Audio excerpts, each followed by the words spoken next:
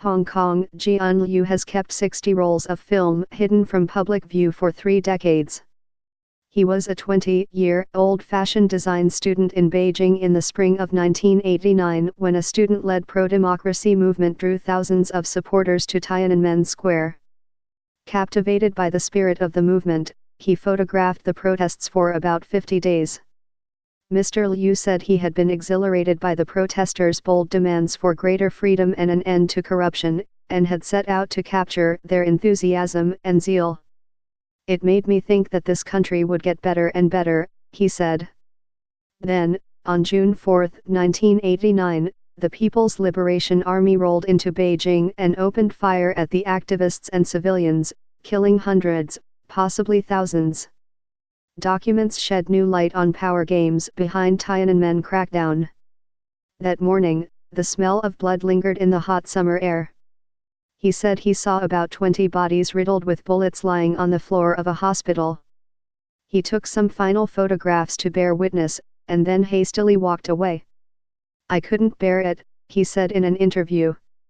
For years, he tried to forget the bloodshed he had seen and locked away his memories in the 60 rolls of film, about 2,000 photos he had shot using an analog camera. By releasing his images publicly, Mr. Liu joins a small group of Chinese historians, writers, photographers, and artists who have tried to chronicle the chapters in Chinese history that the party once erased from public memory. "Reflection is only possible in a democratic and peaceful place," he said. "Under autocratic rule, it is impossible for you to discuss this." Mr. Liu had run a photography studio in Beijing for years before moving to Los Angeles in 2016 to study English. He asked friends to bring him the film negatives from China in March, and a month ago, after converting them into digital files, he revisited the images he had captured 30 years ago. Mr. Liu had photographed the youthful faces of unarmed soldiers through the windows of their trucks. They were panic-stricken and probably had no idea what was happening in Beijing, he said, adding that he thought they were perhaps no older than 20. But nothing prepared him for the carnage when soldiers shot into the crowds. At a hospital, he said, he saw people who had been shot dead, their shoulders shattered and heads smashed.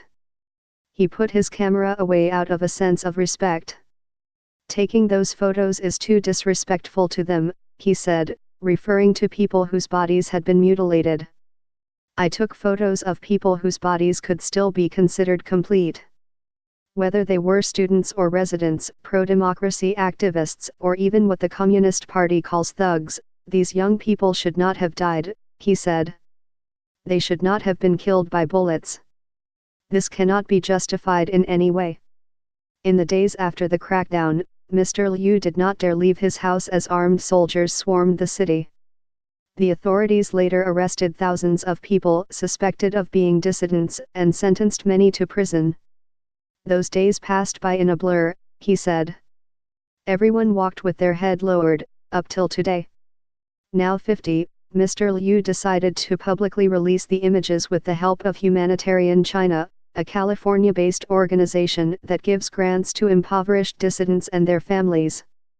Mr. Liu said he had been motivated after he realized that his teenage daughter, who had been going to school in China until 2016, had never heard about the massacre. Many young Chinese are similarly unaware, the result of the Chinese government's largely successful campaign to silence discussion of the violent crackdown. "The Chinese Communist Party is building a government based on a lie," he said.